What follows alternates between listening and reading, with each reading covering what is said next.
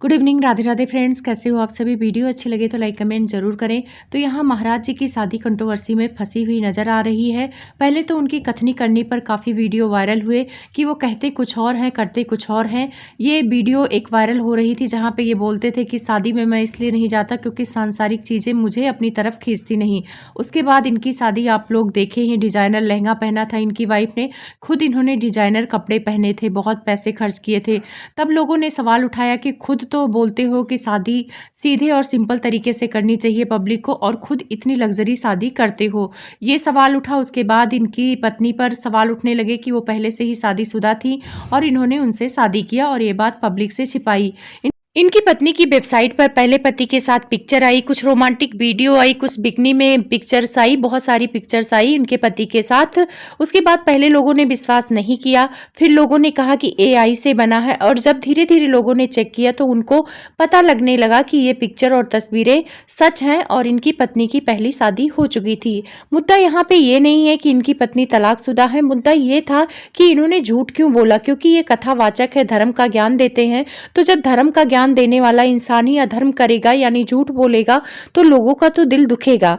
तो मुद्दा ये था। उसके बाद धीरे धीरे सारी चीजें आई। उसके बाद इनके पत्नी को लेकर कुछ लीगल कागज भी आए कोर्ट के, और वहां पे लोगों ने वेबसाइट में देखा जहां पे 2023 में इन्होंने अपने पति गौतम शर्मा के खिलाफ केस दायर किया। इनकी कास्ट को लेकर भी काफी बवाल मचा। लोगों ने कहा कि ये ब्राह्मण नहीं है, ये सिख थी और इनकी शादी ब्राह्मण से हो गई थी, शर्मा से हो गई थी, इसीलिए ये शिप्रा शर्मा खुद का लगाने लगी क्योंकि इनके पति का नाम गौतम शर्मा था। ऐसी भी बातें निकल के आने लगी। कुछ डॉक्यूमेंट्स भी वेबसाइट पर उपलब्ध है, आप लोग जाके चेक कर लेना। क्रोम में आप चेक करोगे तो पहले वो वेबसाइट खुलती है जहाँ पे पिक्चर चैट इनकी वायरल हो रही है सारी चीजें।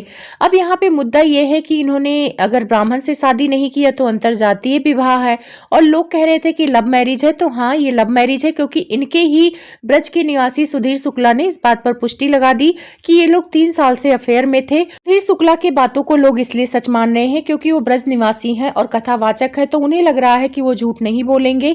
3 साल से इन लोगों का रिश्ता था, प्रेम था, उन्होंने कहा, और प्रेम करना गुनाह नहीं है। राधा कृष्ण ने प्रेम किया।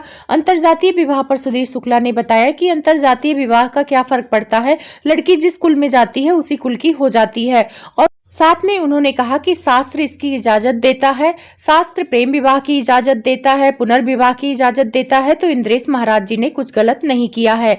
लेकिन अगर इन्हीं बातों को लिया जाए कि ये 3 साल से अफेयर में थे, तो वेबसाइट पे जो कागज है लीगल केस का इनके महाराज जी के पत्नी का, तो उस हिसाब से इन्होंने 2023 में केस फाइल किया था, यानी 2023 में ही इनका तलाक की कार्रवाई शुरू हुई थी। तो इसका मतलब अगर ये 3 साल से अफेयर में थे तो यानी जो ये महाराज जी की पत्नी है ये शादीशुदा होते हुए महाराज जी के साथ अफेयर में आई। फिर तो ये गलत हुआ ना कि शादीशुदा होते हुए आप किसी से अफेयर करती हैं फिर तलाक करती हैं, तो ये तो गलत हुआ। ये लोग नहीं कह रहे हैं, ये तो सुधीर शुक्ला के बाद से ही लोगों को लग रहा है और लोग कमेंट कर रहे हैं, क्योंकि जो चीजें आ रही हैं सोशल मीडिया पे उसी के हिसाब से लोग बात कर रहे हैं। यहाँ पर मैं क्लियर कर दूं, मैं किसी कथावाचक की छवि को धूमिल नहीं करना चाहती हूँ। जो सोशल मीडिया पे पॉइंट है वही आप लोगों तक मैं रख रही हूँ। अब आप लोगों को क्या सही लग रहा है, क्या गलत लग रहा है, कमेंट करके जरूर बताना। और कुछ इनके साथ फेरों को लेकर भी सवाल उठ रहे हैं कि जब ये महाराज जी की पत्नी पहले से शादीशुदा है तो फेरे हुए होंगे, और जब कहते हैं कि एक बार शादी हो जाती है लड़की की तो दोबारा शादी होती है तो रस्में नहीं होती हैं, जैसे हल्दी की रस्म, मेहंदी रस्म, ये सारी चीजें लोग नहीं करते हैं, और यहाँ तक कि फेरे भी नहीं होते हैं। और महाराज जी ने बाकायदे वैदिक मंत्रों के साथ फेरे लिए हैं। तो अब आप लोग बताइए कि इस हिसाब से तो सनातन धर्म का अपमान भी किए इंद्रेश महाराज जी, क्योंकि पंडित ही बोलते हैं कि दोबारा शादी होने पर फेरे नहीं लिए जाते हैं। तो अगर ये शादी सच में इनकी हुई है पहली महाराज जी की पत्नी का, तो फिर तो ये भी गलत है।